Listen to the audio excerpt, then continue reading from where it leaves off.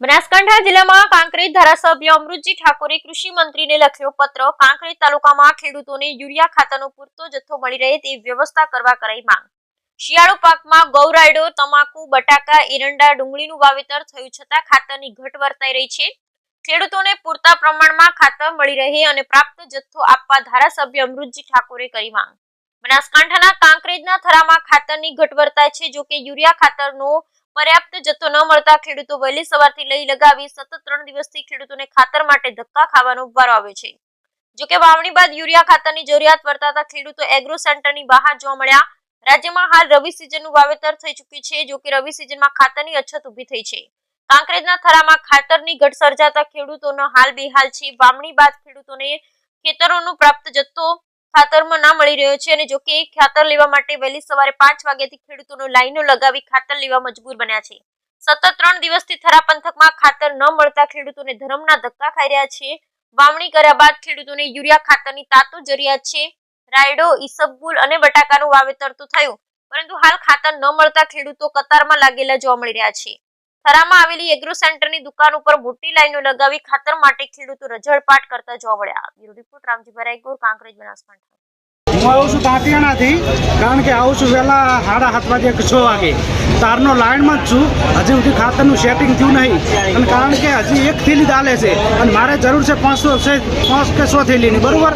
અને કારણ કે ખાતર ના નાખો ને તો ખેતીનું ઉત્પાદન એકદમ ડાઉન થતું રહે, અમારે નિષ્ફળ જાય ખર્ચો કરેલો, બરાબર ને।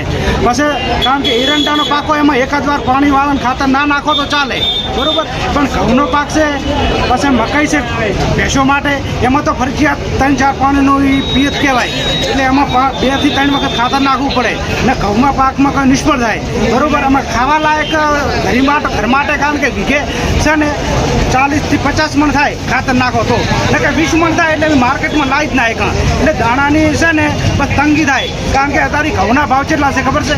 આ 600-700 રૂપિયા છે। કારણ કે ખેડૂતને પૂરું ખાતર મળે તો પૂરું ઉત્પાદન થાય તો કદાચ માર્કેટમાં સસ્તા ભાવથી અમે આપીએ કાં, બરાબર। કારણ કે અમારે ખાવા જોગું જ નહીં હોતું, માર્કેટમાં ચાઈ લાવો કહો, બસ મજૂર વર્ગને કારણ કે ખુદ મળવાનું છે, બરાબર ને।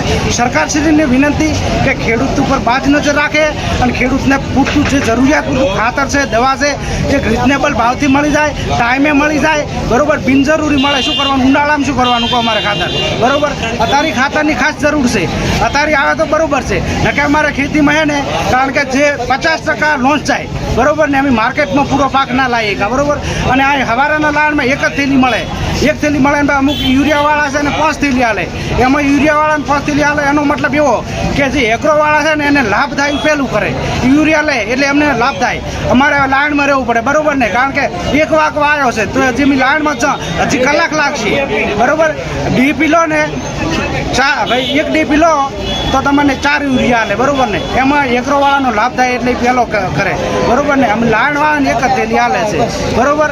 એટલે અમારા બીજા ખેડૂત અમુક વિચારતા નહીં, અમારે ડીપીની જરૂર નહીં।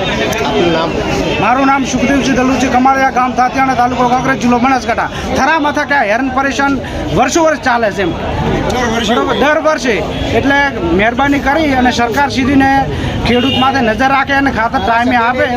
ધારાસભ્યને નમ્ર વિનંતી કે આવું વારંવાર યાર લાંડ પતંગ ના ભાળો, યાર લાંડ ભાળો તમને તાત્કાલિક ધ્યાનમાં આવવું પડે, એનું નિરાકરણ લેવું પડે કે આ વારંવાર ખેડૂત હેરાન થાય, બરાબર।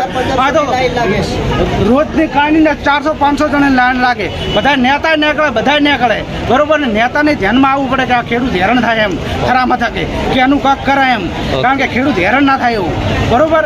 આ તો ના એવું કાંઈ નહીં, ખેડૂત ભલે હેરાન થતા, ખેડૂત યાર હેરાન ના થાય, ખેડૂત મેન વસ્તુ, કારણ કે કિસાન છે ને એના આધારિત દેશ છે, બરાબર ને। તમારે ખાવા માટે રોજ છે ને એ કિસાનની જ જરૂર પડે, કારણ કે કિસાન ભાઈ દાણા હે અનાજ ખેડૂત જ પકવે, બરાબર ને। એટલે ખેડૂતને બાજ નજર રાખો ને, ખેડૂતને ધ્યાનમાં રાખો ને, ખેડૂતની જરૂરિયાત પૂરી કરો, સમજ્યા કે નહીં? ખાતર મળ્યું તમને? ના,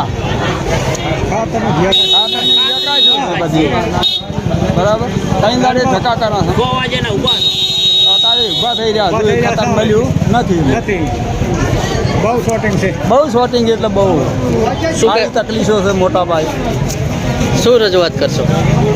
અમને થરામાં ખાતર મળવું જોઈએ એ રીતનું મને વિનંતી અમે કરીએ છીએ કે ખાતર મળતું નહીં તો ખાતર મળવું જોઈએ. બોલો શું કહેશો? ક્યાંથી આવો? ખાતર 3 દિવસથી મળતું નથી. અમે ખાતર વાળું ધક્કા ખાઈએ છીએ. ખાતર એ ડીએપી મળતું જ નહીં બિલકુલ. ક્યાંથી આવો? કે અમે આવી જઈએ નગોડથી આવ્યા છીએ. ઘણા લોકો દૂરથી આવે છે. ખાતર મળતું નથી. શું કહેશો સરકાર? સરકારને વિનંતી કરીએ કે ખાતર મળે એવું કરો.